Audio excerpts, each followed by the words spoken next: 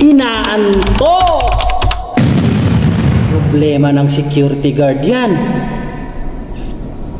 Di ba? 5'9"? Yes! Inaantok sa pwesto. Problema talaga ng security guard yan.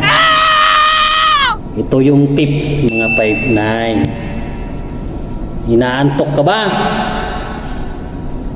Ano-ano ang paraan para hindi ka antukin sa duty mo? Ito. Papakita ko sa inyo kung ano-ano ang paraan, mga masigasig.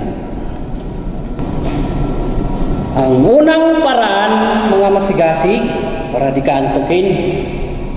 Ayan. Magkapi ka, siyempre. Talaga. Inaantok ka na nga, di ka pa magkakapi. Hayaan mo pang makatulog ka. Pangalawa, masigasig. Naantok ka pa rin kahit nagkapi ka na. Magbisi-bisihan ka. Bisi-bisihan.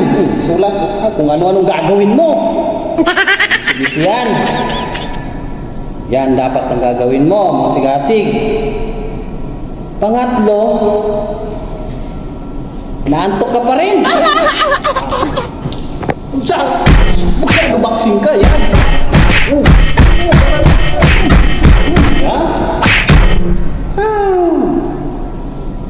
Buhay yung dugo mo, masigasig, naantok ka pa rin, di ba? Hindi pa rin mawawala yung antok mo. Hira na antok to, problema talaga to sa security guard.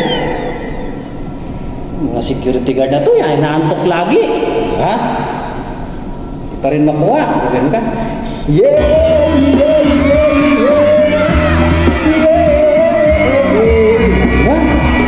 Para buhay na buhay. Para buhay na buhay yung katawan natin, dugo natin masigasig. Mira, hindi pa rin makuha sa sayaw. Ano magagawin natin ito? Problema talaga tong naantok ka. Diba, masigasig, problema. Di, usyap ka,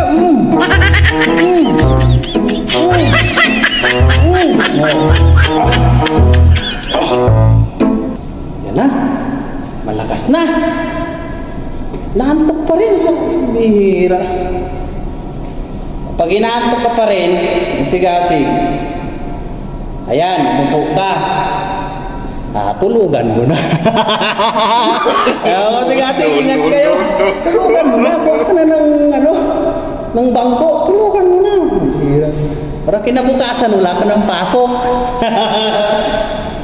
Bye-bye, mga masigasig.